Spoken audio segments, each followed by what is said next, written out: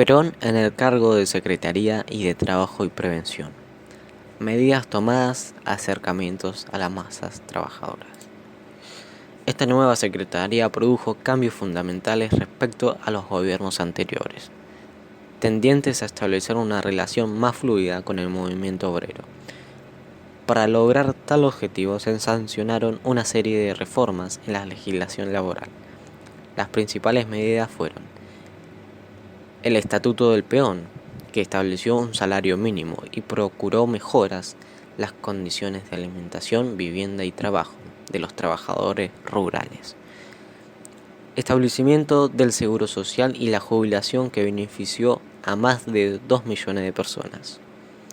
La creación de tribunales de trabajo, cuyas sentencias en líneas generales resultaron favorables a las demandas obreras. La fijación de mejoras salariales y establecimiento del aguinaldo para todos los trabajadores.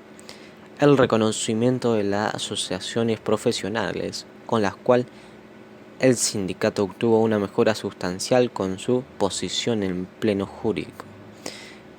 Esta reforma, impulsada por Perón, trajeron como consecuencia un acercamiento político entre el Estado y el movimiento obrero.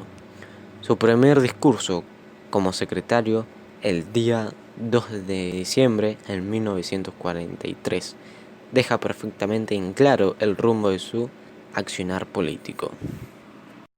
Significado histórico del 17 de octubre de 1945. El 17 de octubre de 1945 no fue una huelga general de masas, con las características de las anteriores, llena de ausencia y manifestaciones protestarias. Fue una gran rebelión popular, con una maciza participación y movilización de las clases trabajadoras, a pesar de que el objetivo de todas ellas era lograr la libertad de Perón y conservar los beneficios obtenidos por los obreros durante su gestión al frente de la Secretaría del Trabajo y Previsión. El peronismo tomaba forma transformándose sin duda alguna en un antes y un después en la historia argentina. La confluencia de diferentes fuerzas políticas y social, entre las que se encontraban militares, empresarios y trabajadores, había dado forma a este gran movimiento de masas, el llamado a conformar una gran alianza social que pusiera coto al comunismo y contuviera a la comunidad nacional. Fracasaría, sin embargo, bajo el formato original diseñado por Perón.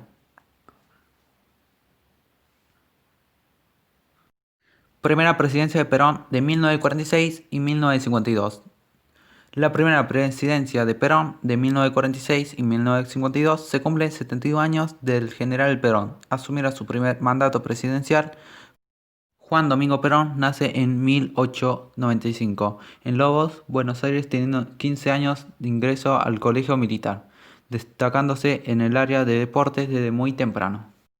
Para esta época, el ejército argentino sufre importantes cambios, se moderniza y modifica la doctrina militar, y el papel de las Fuerzas Armadas en la sociedad comienza a tener mayor peso político.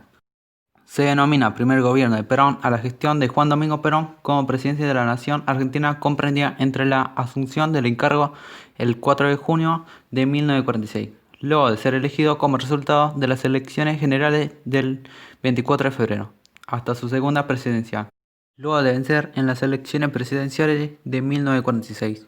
El primer periodo presidencial de Juan Domingo Perón se extendió entre el 4 de junio de 1946 y el 4 de junio de 1952. Entre las acciones más destacadas se encuentran la conformación de un extenso estado de bienestar, con eje en la creación del Ministerio de Trabajo y Previsión Social y la Fundación Eva Perón. Una amplia redistribución en la riqueza en favor de los sectores más postergados, el reconocimiento de los derechos políticos de las mujeres, una política de economía que impulsó la industrialización y la nacionalización de sectores básicos de la economía y una política exterior de alianzas sudamericanas apoyada en el principio de la tercera posición. La reforma constitucional de 1949 incorporó los derechos de la segunda generación, tanto laborales como sociales.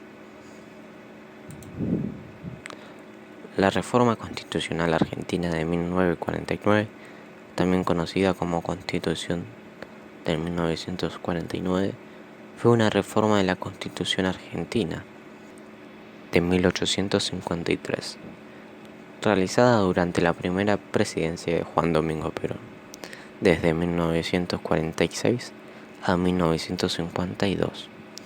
La reforma se incluye dentro de la corriente jurídica mundial del constitucionalismo social y entre sus principales normas incorporó los derechos de la segunda generación, laborales y sociales, la igualdad jurídica del hombre y la mujer, los derechos de la niñez y la ancianidad, la autonomía universitaria, la función social de la propiedad, la elección directa del presidente y vicepresidente y la posibilidad de su relación.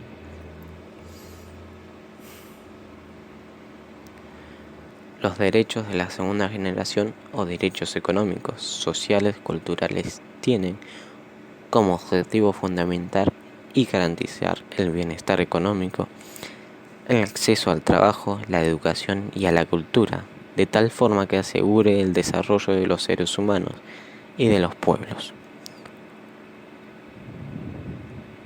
Su reconocimiento en la historia de los derechos humanos fue posterior a los derechos civiles y políticos, de allí que sean también denominados derechos de la segunda generación. Derechos de la segunda generación o derechos económicos y sociales y culturales. Toda persona tiene derecho a la seguridad social y a obtener la satisfacción de los derechos económicos, sociales y culturales. Toda persona tiene derecho al trabajo en condiciones equitativas y satisfactorias. Toda persona tiene derecho a formar sindicato para la defensa de sus intereses. Toda persona tiene derecho a un nivel de vida adecuada que le asegure a ella y a su familia la salud, alimentación, vestidos, vivienda y asistencia médica y los servicios sociales necesarios. Toda persona tiene derecho a la salud física y mental. Durante la maternidad y la infancia, toda persona tiene derecho a cuidados y asistencias especiales. Todas las personas tienen derecho a la educación y sus diversas modalidades.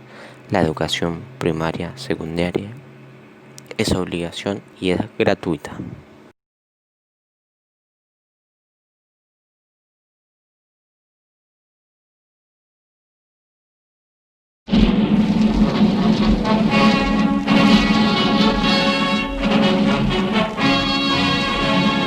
Los muchachos peronistas, todos unidos triunfaremos y como siempre daremos